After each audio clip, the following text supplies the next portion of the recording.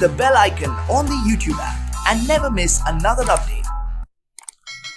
Hello all of you, आज के session में आप लोगों का वेलकम है। लास्ट वीडियो में हम लोगों ने बात की थी DC response of an RL circuit using Laplace transformation method की। वीडियो में हम लोगों को बात करना है DC response of an RC circuit Laplace transformation method से। इससे पहले हम लोगों ने आरसी सर्किट को डिफरेंशियल इक्वेशन मेथड से ट्रांजिएंट एनालिसिस की वीडियो नंबर 3 और 5 में डिटेल में डिस्कस किया है। तो आज हम देखेंगे लैप्लास ट्रांसफॉर्मेशन मेथड से भी आई ऑफ टी का वही एक्सप्रेशन आएगा जो डिफरेंशियल इक्वेशन मेथड से आया था। ये ऑलरेडी हम लोग पिछली वीडियो में डिस्कस कर चुके हैं। जैसे कैपेसिटर अगर रहेगा टाइम डोमेन में तो उसके लिए हम फ्रीक्वेंसी डोमेन में लिखते हैं 1/CS, और अगर कैपेसिटर के अक्रॉस जो वोल्टेज ड्रॉप होता है जिसका फॉर्मूला होता है 1/C integral I of t dt, तो उसको फ्रीक्वेंसी डोमेन में लिखा जाता है लैप्लास ट्रांसफॉर्म ऑफ इंटीग्रल का यूज करके 1/C into 1/S I of S plus Q of 0 minus by S, where Q of 0 minus will be initial charge of the capacitor। अगर इसकी वैल्यू 0 दी हुई होगी क्वेश्चन में, 0 पुट किया जाएगा। तो इस इंफॉर्मेशन को यूज किया जाएगा न्यूमेरिकल्स में या फिर डेरिवेशन में। अब हम लोग शुरू करते हैं वीडियो। हम लोगों को सबसे पहले आई ऑफ टी का एक्सप्रेशन डिराइव करना है और डिफरेंट टाइप के न्यूमेरिकल को डिस्कस करना है। वीडियो को एंड तक देखिएगा, बहुत ही इंपॉर्टेंट वीडियो। तो सबसे पहले देखिए, यहाँ पर एक आरसी सर्किट है। स्विच को t = 0 पर क्लोज किया जा रहा है। जब स्विच क्लोज हो जाएगा तो ये आरसी सर्किट एक डीसी सोर्स V से कनेक्ट हो जाएगा। दो अजम्पशन है कि स्विच पहले से ओपन था, एट t = 0 पे इसको क्लोज किया गया, और कैपेसिटर इनिशियली अनचार्ज था। जब स्विच क्लोज हो जाएगा तो एक करंट फ्लो करेगी, लेट अस से I of t। स्विच के क्लोज होने के बाद हम लोग KVL अप्लाई कर रहे हैं। अब हम लैप्लास ट्रांसफॉर्म लगाएंगे। I of t के जगह में I of S हो जाएगा, R ही रहेगा, और इसके लिए हम लोग लैप्लास ट्रांसफॉर्म ऑफ इंटीग्रल का लगाएंगे। तो ये हो जाएगा 1/C I of S by S plus Q of 0 minus by S is equal to, ये कांस्टेंट था, इसका हो जाएगा V/S। तो क्योंकि इनिशियली कोई चार्ज नहीं था कैपेसिटर में, तो Q of 0 का वैल्यू हम 0 पुट कर सकते हैं। तो फाइनली मेरा इस तरह का एक्सप्रेशन बचेगा जहां से हम I of S कॉमन ले सकते हैं। तो क्या हो जाएगा, I of S common R plus 1/CS is equal to V/S। अब ये टर्म जो है इस तरफ जाने के बाद, RHS में जाने के बाद डिनोमिनेटर में चला जाएगा। I of S is equal to V/S into R plus 1/CS। यहाँ पर जो R है ना, ये यहाँ पे 1 होना चाहिए ताकि हम फर्स्ट शिफ्टिंग थ्योरम लगा सकें। तो हम क्या करेंगे, न्यूमेरेटर और डिनोमिनेटर दोनों को ही R से डिवाइड करेंगे। तो न्यूमेरेटर में आ जाएगा V/R, यहाँ पर S एज इट इज रहेगा, यहाँ पे 1 हो जाएगा, और ये वाला टर्म जो था वहां पे हो जाएगा 1/RCS। ठीक है। अब ये फाइनली जो है I of S का एक्सप्रेशन किया गया। S को मल्टीप्लाई कर देने के बाद V/R S इंटू 1 S हो जाएगा, और यहाँ पर S और S कट जाएगा तो 1/RC बचेगा। तो अब अगर हम इनवर्स लैप्लास ट्रांसफॉर्म लगाते हैं तो I of t V/R constant था, उसका वैल्यू यहाँ पे आ जाएगा, और 1/S प्लस 1/RC का लैप्लास इनवर्स लगाएंगे तो e⁻⁻1/RC इंटू t आ जाएगा, जहां पर RC जो है वो टाइम कांस्टेंट होता है। तो आपको याद होगा डिफरेंशियल इक्वेशन मेथड से भी I of t का एक्सप्रेशन सेम यही आया था। तो सबसे पहले एक न्यूमेरिकल देखेंगे हम लोग, बहुत सिंपल सा न्यूमेरिकल है।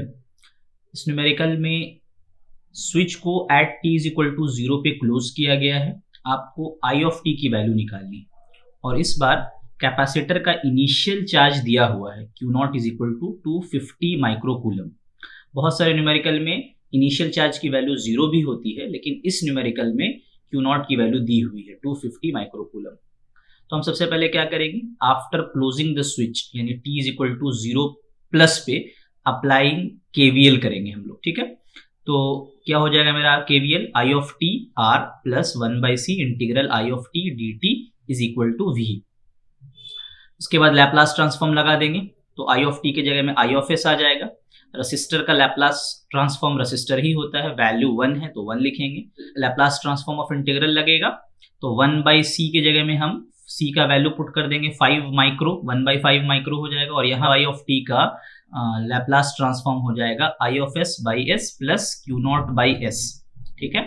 और v चूंकि कांस्टेंट था 10 वोल्ट का, तो उसका लैप्लास हो जाएगा 10 बाई एस। तो इस क्वेश्चन में देखिए पोलैरिटी जो दी हुई है वो अपोजिट है, माइनस प्लस है। तो यहां पर जब हम क्यू नॉट की वैल्यू पुट करेंगे 250, तो हमको माइनस 250 पुट करना पड़ेगा, जिस वजह से यहाँ पर एक माइनस का साइन आ जाएगा। सारा वैल्यूज पुट कर देंगे हम लोग, तो वह आई ऑफ एस हो जाएगा, ये यहाँ पर हो जाएगा I of S by 5 micro into s minus, यहाँ पे 250 माइक्रो पुट करेंगे और डिनोमिनेटर में 5 into 10 to the power of -6 10 to the power of -6 cancel हो जाएगा। 250 बाई 5 का वैल्यू हो जाएगा 50, यानी कि 50 बाई एस बचेगा, ये is equal to 10 by S. I of S common निकाल लेंगे, इसको जब हम सिंप्लीफाई करेंगे एलसीएम लेने के बाद, तो ये 60 बाई एस हो जाएगा। यहाँ पे देखिए 10 टू द पावर ऑफ -6 था, इसको न्यूमरेटर में लेके जाएंगे प्लस 6 हो जाएगा, डिवाइडेड बाई 5 था, तो सॉल्व करने पर कैंसिल करने पर 2 into 10 to the power of 5 आ जाएगा। अब उसके बाद हम लोग क्या करेंगे, ये डिनोमिनेटर में यहाँ पे भी एस था, यहाँ पे भी एस था, तो ये कैंसिल हो जाएगा। तो I of s into s plus 2 into 10 to the power 5 is equal to 60 आ जाएगा। अब ये वाला टर्म डिनोमिनेटर में जाने के बाद आई ऑफ एस का फाइनल वैल्यू आ जाएगा 60 by S plus 2 into 10 to the power of 5। अब हमको आई ऑफ टी निकालना है, तो हम लैप्लास इनवर्स लगाएंगे। लैप्लास इनवर्स लगाने के बाद आई ऑफ एस का हो जाएगा आई ऑफ टी, 60 कांस्टेंट था वो बाहर आ जाएगा, और 1 by S plus 2 into 10 to the power 5 का फर्स्ट शिफ्टिंग थ्योरम के हिसाब से e to the power of -2 into 10 to the power of 5 t ampere. तो ये मेरा पहले क्वेश्चन का आंसर निकल जाएगा।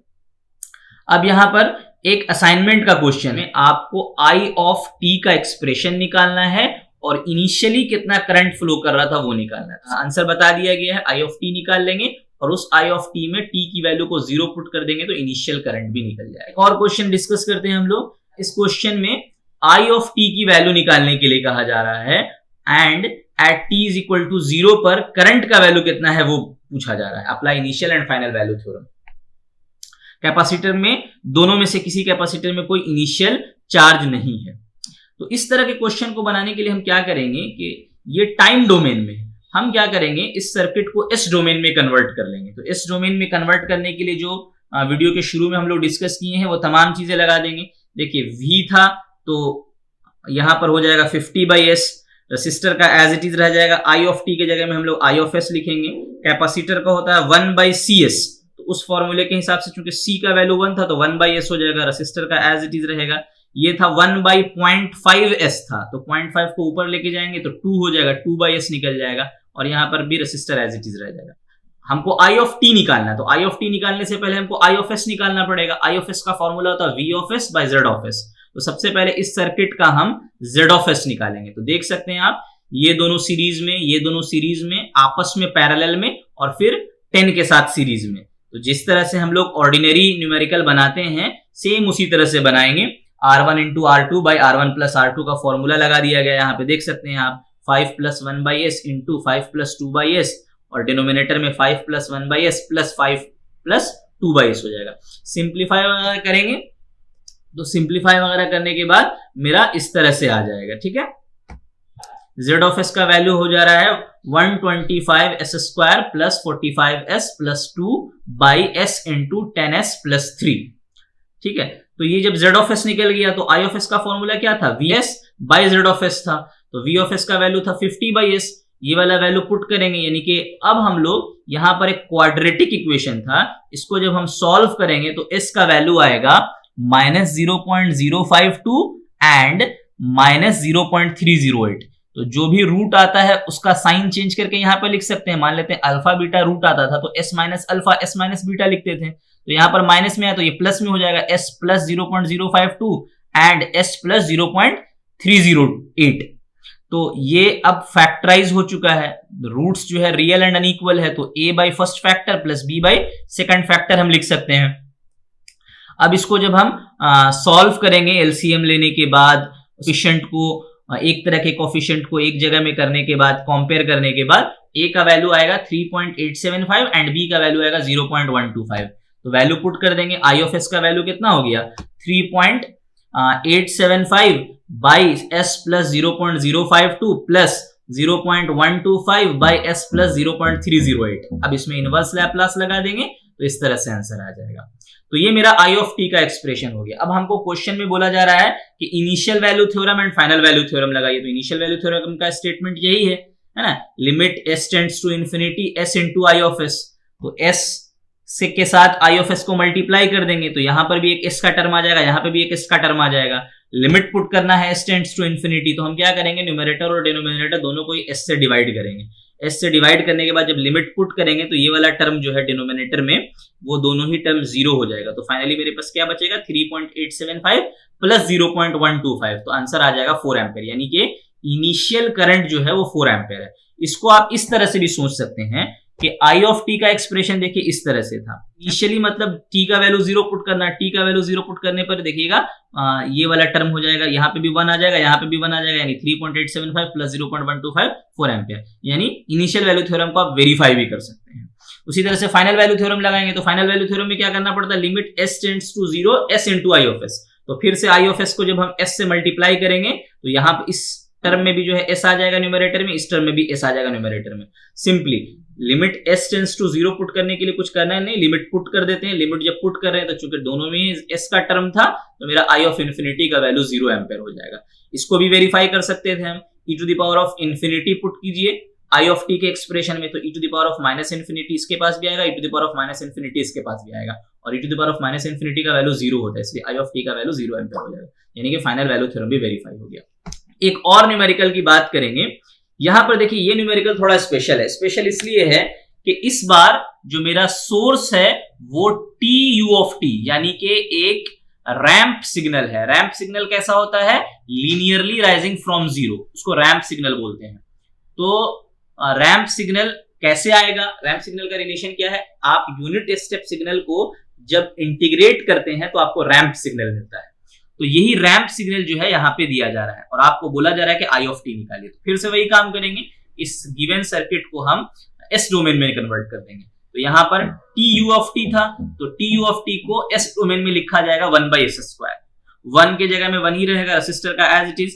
कैपेसिटर का 1/4f था तो उसके जगह में हम 1/cs वाले फॉर्मूला पे पुट करेंगे तो 4/s आ जाएगा। आई ऑफ टी के जगह में हम लोग आई ऑफ एस लिख सकते हैं। तो अब हमको आई ऑफ एस निकालना है सबसे पहले। तो आई ऑफ एस का फॉर्मूला होता है v of S by z of S. z of S कितना हो जाएगा सबसे पहले, तो 1 + 4/s हो जाएगा, और v ऑफ एस कितना है तो 1/s² है। इसको पुट कर देंगे, यहाँ पे सिंप्लीफाई करेंगे तो 1/s इंटू s + 4 आ रहा है। अब रूट्स मेरा रियल एंड अनइक्वल है तो इसको हम लोग इस तरह से लिखेंगे a/s + b/s + 4। एलसीएम लेंगे, कोफिशिएंट्स को इक्वेट करेंगे, उसके बाद जब हम सॉल्व करेंगे तो a का वैल्यू आएगा 1/4 और b का वैल्यू आ जाएगा -1/4।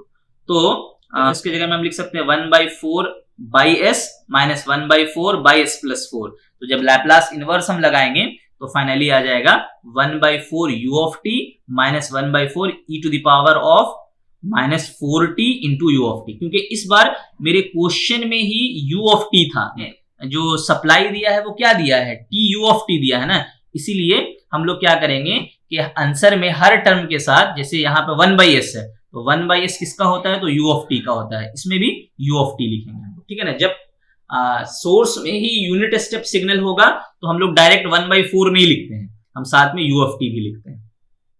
तो अब असाइनमेंट के 2 क्वेश्चन हैं, आंसर मैंने लिख दिया है, आप लोगों को खुद से बनाना है। बनाने के बाद आंसर वेरीफाई कर सकते हैं आप। तो होप आप लोगों को समझ में आया होगा। Thank you for today.